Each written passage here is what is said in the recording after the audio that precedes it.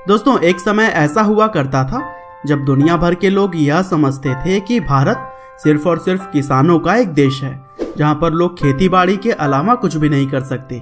हालांकि यह बात किसी को कहां पता थी कि भारत के अंदर एक ऐसी कंपनी बनेगी जो कि न केवल एशिया बल्कि पूरी दुनिया को ही अपना ताकत दिखा पाएगी। जी हाँ दोस्तों, हम बात कर रहे हैं दशकों पहले शुरू हुई कंपनी टाटा ग्रुप के बारे में, जिसने पूरी दुनिया को यह दिखाया कि भारत कृषि प्रधान देश होने के साथ साथ केमिकल्स, कम्युनिकेशंस, मोटर्स और पावर जैसे बहुत सारे क्षेत्रों में आगे जा सकता है। और दोस्तों, टाटा ग्रुप के एम्पायर की अगर बात करें तो यह भारत के अलग अलग सेक्टर्स में तो है ही, लेकिन इसके अलावा यह दुनिया भर के भी ज्यादातर देशों में अपनी शानदार प्रोडक्ट्स और सर्विसेज मुहैया कराने के लिए जाना जाता है। और आज के इस वीडियो में भी हम टाटा ग्रुप के फैले हुए इसी साम्राज्य के बारे में ही बात करेंगे।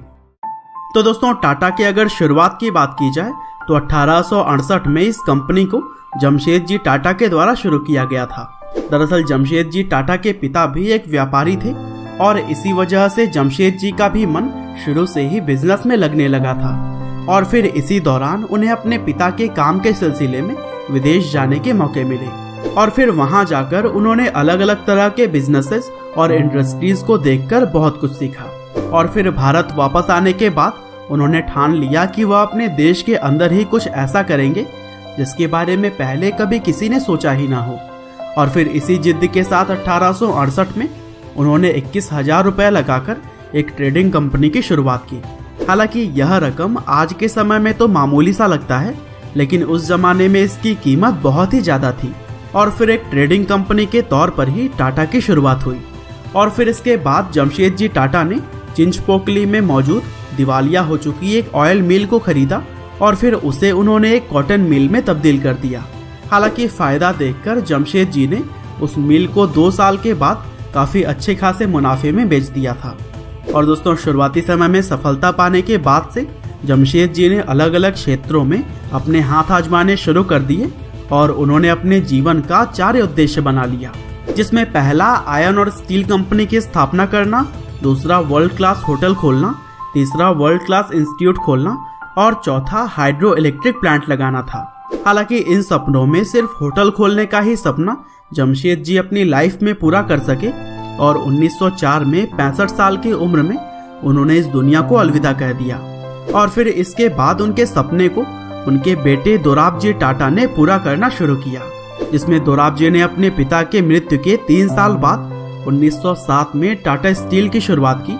तो वहीं 1911 में उन्होंने देश के लोगों के लिए इंडियन इंस्टीट्यूट ऑफ साइंस जैसी वर्ल्ड क्लास इंस्टीट्यूट खोली। और जमशेद जी का जो अंतिम सपना हाइड्रो इलेक्ट्रिक प्लांट लगाने का था, उसे भी दोराबजी ने 1919 में पूरा कर दिया।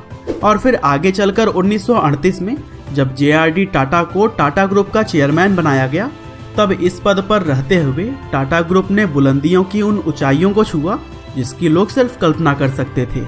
लेकिन दोस्तों, JRD टाटा के आने के बाद से ऐसा क्या हुआ जिससे टाटा ग्रुप ने बुलंदियों को छुआ, यह बात जानने से पहले हम आज के स्पॉन्सर की बात कर लेते हैं, जो कि है गेम्स बनाने वाली कंपनी लूपर।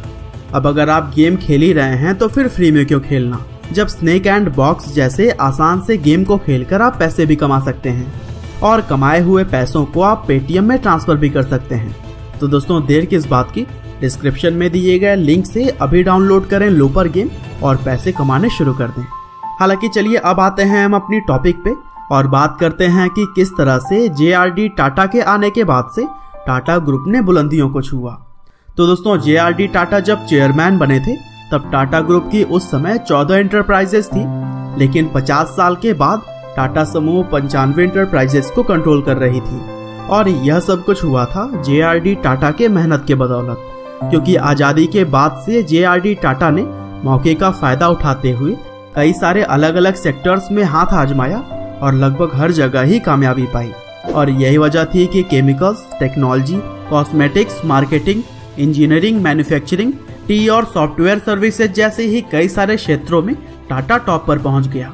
और दोस्तों, 2019 आते आते टाटा का साम्राज्य इतना ज्यादा फैल चुका है कि टाटा ग्रुप आज के समय में दुनिया के सबसे बड़े कंपनियों के संगठन के तौर पर गिना जाता है। और 2019 के डेटा को अगर देखा जाए तो इसमें काम करने वाले लोगों की संख्या करीब करीब 8 लाख है। और दोस्तों अगर बात करें टाटा के कुछ मुख्य इंडस्ट्रीज की, तो वो Tata chemicals, Tata communications, Tata consultancy services, Tata consumer products, Tata Motors, Tata power, Tata steel, Tata international, Voltas, Tata Titan और ताज होटल्स की तरह ही बहुत सारे हैं।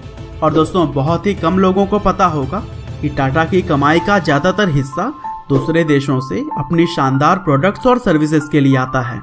और अपने देश की यह कंपनी रोजगार देने के मामले में भी एप्पल और गूगल जैसी कंपनियों से भी कहीं ऊपर है। और दोस्तों टाटा ट्रस्ट, जो कि टाटा ग्रुप का चैरिटेबल फाउंडेशन है, वह बहुत सारे लोगों की भलाई के लिए काम करता है। और यही वजह है कि रतन टाटा जैसे इंसान सबसे अमीर होने के बावजूद भी अपने दरियादिली की वजह से अमीरों के टॉप 100 के लिस्ट में भी नहीं आते हैं, क्योंकि वह अपने और कंपनी के फायदे का ज़्यादातर हिस्सा देश के ज़रूरतमंद लोगों के लिए दान कर देते हैं। और दोस्तों रतन टाटा जैसे महान इंसान के बारे में अगर आपको ज़्यादा जानना है तो फिर आप डिस्क्रिप्शन में दिए गए लिंक से मेरे एक पुराने वीडियो को भी देख सकते हैं, जहां आप रतन टाटा से संबंधित ऐसे फैक्ट्स को जानेंगे जो कि आपको हैरान करके रख देंगे। लेकिन फिलहाल उम्मीद करते हैं कि आपको यह वीडियो जरूर ही पसंद आई होगी। और दोस्तों इसी तरह के इंटरेस्टिंग वीडियोस को देखने के लिए कृपया लाइव हिंदी को सब्सक्राइब करिए, साथ ही बेल आइकन को भी दबाना ना भूलिएगा। आपका बहुमूल्य समय देने के लिए बहुत बहुत धन्यवाद।